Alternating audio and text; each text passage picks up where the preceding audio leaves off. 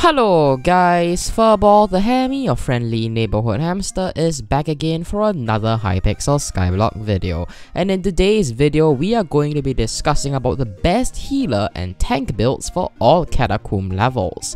While you may look down on these two classes, they are important classes for most teams who aren't over leveled and can't afford to run a 5-mage team. Tanks are amazing for floor 6 when you aren't over leveled, but less useful for floor 5s and under, while healers are amazing for almost all, if not all, floors. And without further ado, let's begin with the video. Once again, if you're under CATACOMBs 15, there aren't really any amazing sets for you unless you are willing to shell out cash for carries and expensive armor. Adaptive armor requires floor 3 completion and is decent for healers and tanks. While you won't be beating floor 6 with it, you can use it for most floors under it. If you are richer, you can use the Necromancer armor, which is amazing for tanks and is by far one of the best meta builds for tanks and healers due to the insane EHP that they offer. If you are rich but not rich enough to drop 60 mil on a Necromancer chestplate, you can choose to use the Adaptive chestplate or other chestplates at a higher CATACOMB level. Now for healers and tanks, I recommend using a Zombie Heart because it is better than the Mender's helmet. And swap the Mender's Fedora at CATACOMB 16, the Zombie Heart is better because it doubles your own healing and ally healing, while the Mender's helmet only does it to your allies without yourself. However, the Mender's Fedora is the same as a Zombie Heart, but with better stats. And now let's talk about offensive options. There are two types of tanks and healers, the Berserker styles and the Mage styles. For those intending to run a Mage tank or a Mage healer fusion build, the weapons pretty much stay the same as my previous Mage guide. For those on a budget, the Epic Dreadlord Sword and the Bonzo Staff are good choices, and for those who intend to do dungeons seriously, your options are the Spirit Scepter, the Yeti Sword, the Frozen Scythe, and the Ice Spray Wand at CATACOMBs 20. And for those who intend to run Berserker fusion builds and are under CATACOMBs 15, you can use these weapons with no level requirements, and in fact, most Berserker weapons that are in the meta today have no level requirements, surprisingly. The Adaptive Blade unlocked at floor 2, the Spirit Sword unlocked at floor 4, Livid Dagger unlocked at floor 5, the Flower of Truth unlocked at floor 6, the Shadow Fury unlocked at floor 5, and the Giant Sword unlocked at floor 6. Now, if you are really rich and you can afford to drop a bomb on dungeons, Shadow Fury and Giant Swords are amazing choices. However, if you are not that rich but fairly wealthy, Livid Dagger and the Flower of Truth are good options. By the way, the Flower of Truth is a ranged Berserker weapon that can also act as a melee weapon, so pick your choice. I will be doing a review on the Flower of Truth relatively soon, although unlike other YouTubers, I am a lot slower because I have a national exam in 1 month. I hope you guys can understand. Spirit Sword and Adaptive Blade are less than 5 mil and are mainly for those who are on a tight budget. Now these weapons aren't bad as they are still capable of dealing with floor 4 and floor 5 with the Spirit Sword. For armor reforgers for Mage fusion builds, you can run the usual 3 necrotic and loving reforged chestplates, or you can mix it up with reinforced reforgers if you want extra bulk. For Berserker fusion builds, you can run the usual 4 fierce reforgers or even spiked if you are able to afford it and you are richer.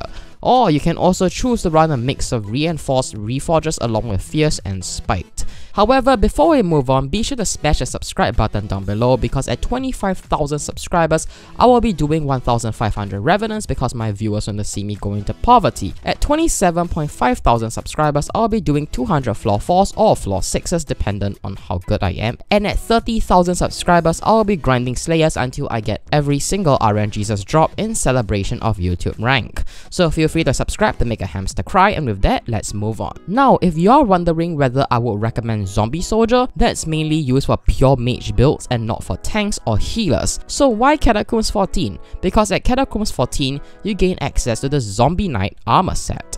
I recommend buying the legendary versions, but a high quality 40+ epic version works as seen on my screen here if you are on a budget. However, this is mainly for Berserker healer or Berserker tank builds, as Zombie Knight has less EHP than super heavy armor but in return has more strength, which is not that useful for mage fusion builds because who needs strength for those builds. And for those who are mage healers or mage tanks, I recommend waiting until CATACOMBs 15, because at CATACOMBs 15 you gain access to super heavy armor.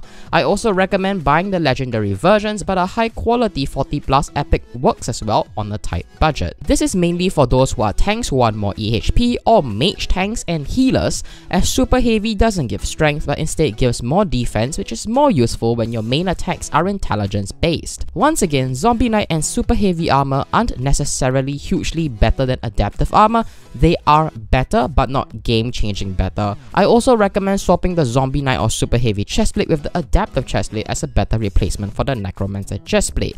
The necromancer leggings and necromancer boots are still the best for EHP base. Next up, at CATACOMB 16, I recommend both healers and tanks to swap to the Mendes Fedora as a helmet piece because it is just superior to the zombie heart. Next up, at CATACOMB 20, healers gain access to the Fell Sword, which is amazing when you can manage to max its kills out, which you can do by just left clicking at a bunch of mobs spawned from your minions while you are watching a movie.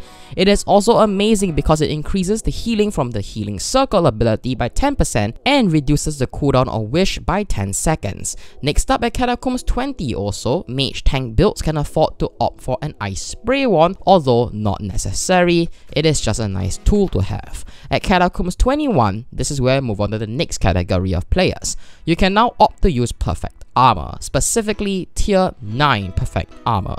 So some of you guys may be wondering, why not tier 8 perfect armor at CATACOMB 19 or even earlier tiers?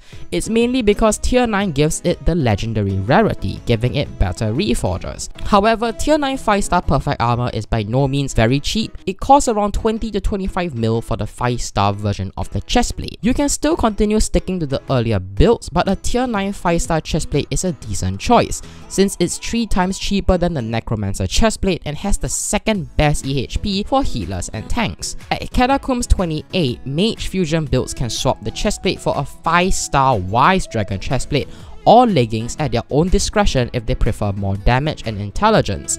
At CATACOMB 28, for mage fusion builds, go get a Yeti sword. It's very self-explanatory. All in all, I personally recommend the Mendes Fedora, super heavy chestplate, necromancer leggings, and necromancer boots for mage healers and tanks, and to swap out the super heavy chestplate for the zombie knight chestplate for those in the berserker fusion roles. You could play around and swap the necromancer leggings with the shadow assassin leggings if you are a berserker tank who wants more damage.